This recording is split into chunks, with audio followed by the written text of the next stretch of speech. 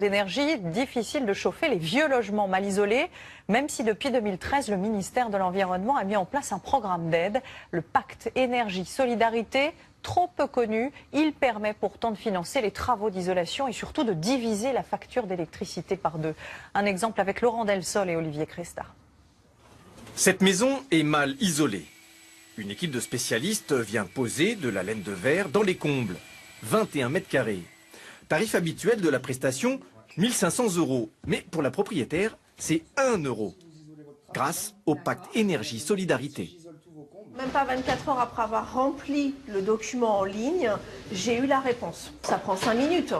C'est juste quand la personne m'a appelé, au vu des documents que j'avais déjà remplis en ligne, qu'elle m'a dit vous êtes éligible.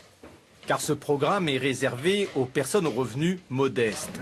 Les plafonds de ressources sont différents en fonction des régions et de la composition du foyer. Une personne en Île-de-France doit gagner moins de 20 000 € par an. La laine de verre est projetée sur le plancher.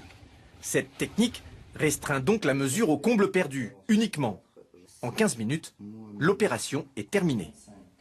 Vous étiez là à midi, il est 12h51. C'est la moyenne. 20 000 maisons ont déjà bénéficié du pacte énergie-solidarité, mais pour le responsable du programme, 2 millions de logements peuvent en profiter. C'est de l'ordre de 25 à 30% des déperditions qui ont lieu par le toit.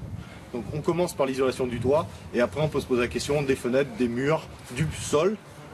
Et ce n'est qu'après qu'on se pose la question du chauffage. C'est ce qu'ont fait Anne et Toufik. Après avoir bénéficié du pacte énergie-solidarité, il y a 2 ans, ils ont isolé murs et fenêtres.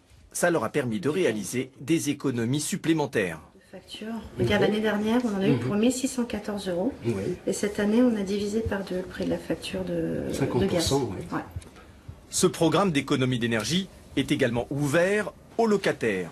Dans ce cas, ce sont leurs revenus qui sont pris en compte. Il faut juste l'autorisation du propriétaire, qui dit rarement non.